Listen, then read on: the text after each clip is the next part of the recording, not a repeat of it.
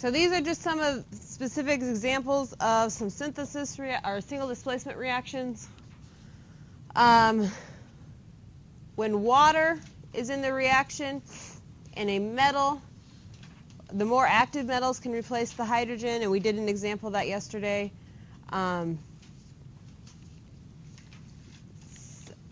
Here's an example.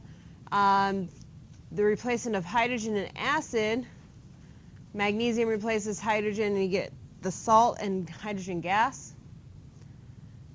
And then replacement of halogens, remember, look at, if you see that the single atom that's trying to do the replacing is a halogen, refer to the activity series of the halogens, and it's going to replace the other halogen in the compound.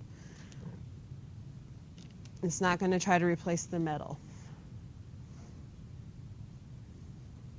Okay. So double displacement is when ions of two compounds exchange places in an aqueous solution. So cations switch places, anions switch places.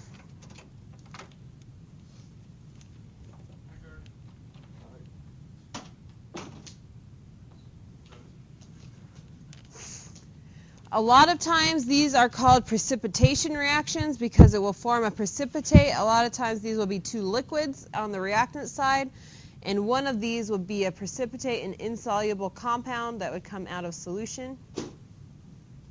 So there's an example of one, double displacement reaction. Potassium and lead basically switch spots, and it's a double displacement reaction then. This lead iodide is is a precipitate. These are both two clear liquids. The lead iodide is yellow, so you mix it together and all of a sudden you have this yellow solid that forms inside the liquid. So that's what our lab tomorrow is going to be about. We're going to be mixing liquids and looking at what's going on in that reaction.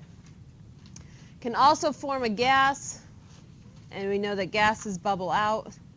Here they use the G symbol. Sometimes you'll see an up arrow, right? But here iron and hydrogen are switching spots. Now for double displacement reactions, you're not using the activity series because they're just switching spots. One's not trying to replace another in a compound.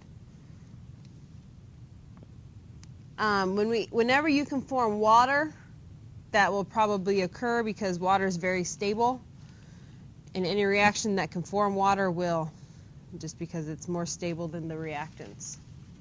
So this is actually an acid-base reaction, a neutralization reaction where you have hydrochloric acid with sodium hydroxide, and when you combine them together, you'd get sodium chloride, so the salt, and water. So it's actually a neutral product.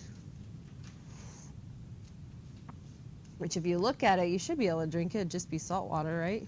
I don't think I would if it's hydrochloric acid and sodium hydroxide, but the products are harmless.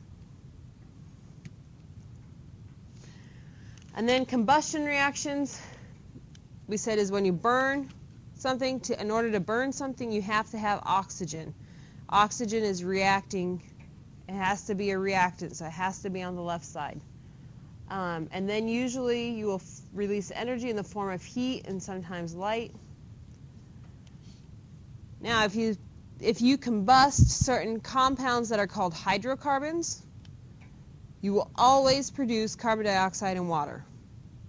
If you combust something other than a hydrocarbon, like here, this is a combustion. Are we producing carbon dioxide and water in that top one? No, because aluminum is not a hydrocarbon. What do you think a hydrocarbon is? It has hydrogen and carbon. So a compound that just has hydrogen, carbon, and oxygen can also be in that compound. So it can only have three elements in its compound: the hydrogen, carbon, and oxygen. Sometimes it'll have oxygen, sometimes it won't. So if this is an example, when we burn propane, C3H8 is propane, what will be our products here?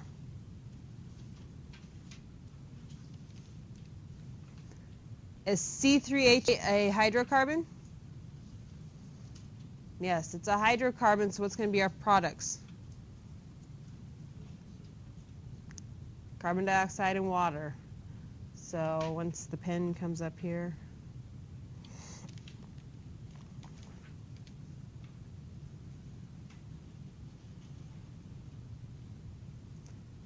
So that's our products. So you're right, but now is it balanced? How would we balance it? Put a 3 in front of the carbon dioxide. And a 4. Now how many oxygens do we have? So what else do we need to add? Add a 5 there. So when you combust a hydrocarbon, the products are carbon dioxide and water. So write that as your products, and then you will balance it. And is that it? Yep. Okay, this will probably be due on Monday. Chapter review is probably going to be due on Monday.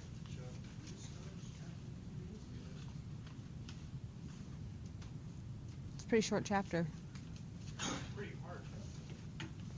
Next week, I haven't looked yet, but we might be having another lab before we have a test or anything.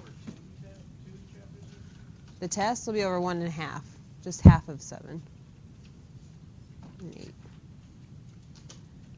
So for the rest of the period,